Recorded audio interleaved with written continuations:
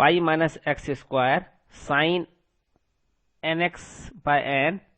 जहां लिमिट हमारा है 0 से 2 पाई, और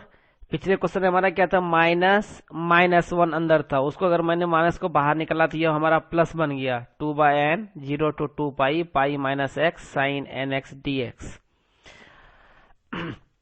अब अगर पहले इसमें हम इंटीग्रेटिंग लिमिट सब्स्टिट्यूट करते हैं तो हमारा पहला टर्म हो जाता है pi minus x means minus pi into sign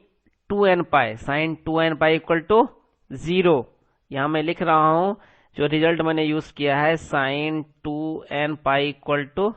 0। इस रिजल्ट को अगर आप यहां सब्स्टिट्यूट करेंगे तो ये हमारा अपर लिमिट साइन 2x के स्थान पे 2 पाई रखने पर sign 2n pi equal to ये हमारा हो गया 0। सिमिलर वे में जब लोअर लिमिट हम रखेंगे तो ये हमारा हो जाएगा साइन 0x मीन साइन 0, तो ये हमारा लोअर लिमिट भी 0 हो जाएगा। इसलिए मैंने इस पूरे टर्म के लिए, यहाँ के पूरे टर्म के लिए यहाँ मैंने 0 सब्स्टिट्यूट किया है। और अब नेक्स्ट पे हम आते हैं, फिर से मैं इसको इंटीग्रेशन बाय पार्ट से इसको मैं सॉल्व कर रहा हूं। पाई माइनस एक्स को मैंने मान लिया first function, sine N X को मान लिया हम लोगों ने सेकेंड फंक्शन। बाय पार्ट सब यूज करेंगे, 2 बाय एन तो कोफिशिएंट था ही, first function pi minus X into integration of second function sine N x का इंटीग्रेशन हो गया हमारा minus cos N x by N, integrating limit 0 to 2 pi minus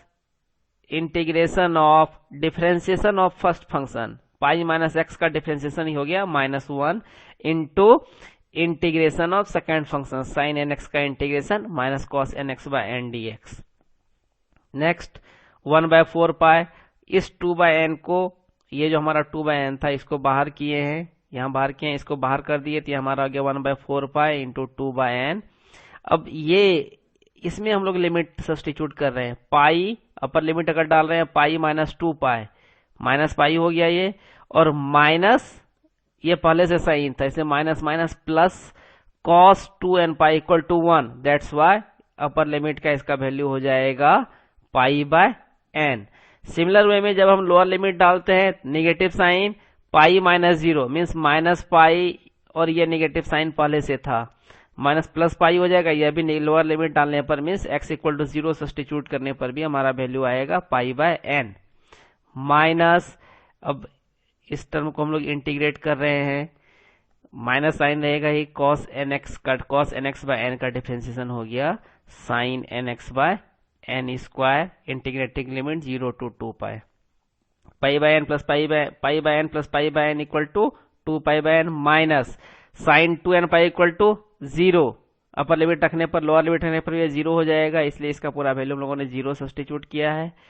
that is 1/2n pi multiplied with 2 pi by n, 2 pi cancel, n से multiply होने के बाद हो गया हमारा 1/n square, therefore coefficient an equal to 1/n square. Now we have to find out the value of coefficient of Fourier coefficient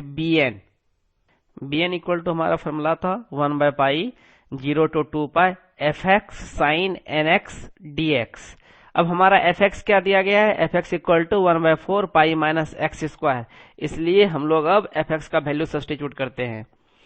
fx का value substitute करने पर bn का वैल्यू हमारा हो गया 1/पाई 0 to 2 पाई, जो हमारा इंटीग्रेटिंग लिमिट होगा 1/4 pi minus x square sign nx dx। By parts use कर रहे हैं, पाई माइनस एक्स को फर्स्ट फंक्शन एज्यूम कर लिए, साइन एक्स को हम लोग सेकंड फंक्शन एज्यूम कर लिए,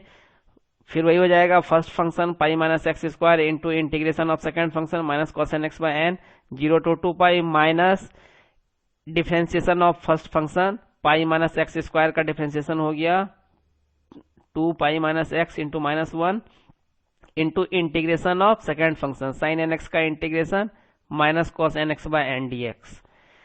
अब इंटीग्रेट पहले टर्म में, इस वाले टर्म में हम लोग इंटीग्रेटिंग लिमिट सब्स्टिट्यूट कर रहे हैं, pi minus 2 pi, minus pi का स्क्वायर पाई स्क्वायर हो जाएगा, लेकिन minus cos 2n pi equal to 1, मैं साइड में यहां लिख रहा हूं, कॉस n पाई का वैल्यू होता है -1 की पावर n। यहां से आप देख सकते हैं नेगेटिव साइन पहले से ही था, माइनस कॉस 2n पाई, ये हो जाएगा हमारा वैल्यू -1, इसलिए हमारा ये आया minus pi square by N. Similar way में जब हम x इक्वल टू 0 रखते हैं, pi into -1/n means -π² minus two ये इस 2 को और इस n को बाहर कर लिया है, इसलिए हो गया -2/n। Integrating limit 0 to 2π integration of pi minus x cos